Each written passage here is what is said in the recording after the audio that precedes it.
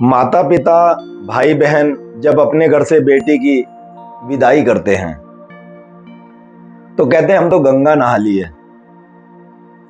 परंतु जिस परिवार में बेटी दी हुई होती है, बेटी अपने आप को क्या समझती है। कभी आप डिस्कवरी चैनल देखेंगे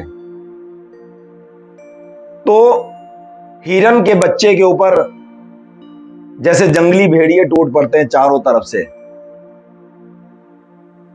और जिस परिवार में बेटी जाती है बिल्कुल ठीक इसी प्रकार वो 5-8 लोग उस परिवार के मुखिया होते हैं।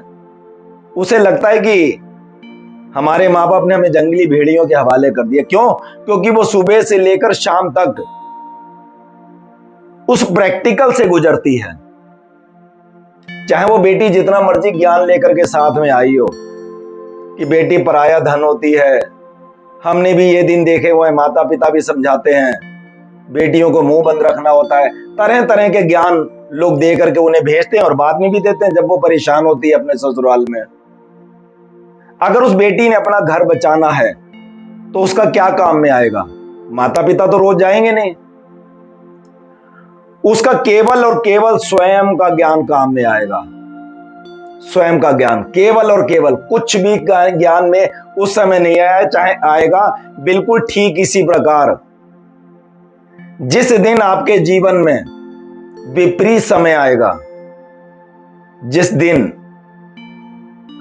किसी भी संतों महापुरुषों का दिया हुआ एक ज्ञान या फिर कोई भी आपको ज्ञान देगा, चाहे वो माता पिता का दिया हुआ ज्ञान, संतों महापुरुषों का दिया हुआ ज्ञान, कुछ भी काम में नहीं आएगा जैसे बेटी के काम में नहीं आता है। केवल और केवल आपके विपरीत समय में एक ही चीज काम में आएगी, स्वयं का ज्ञान।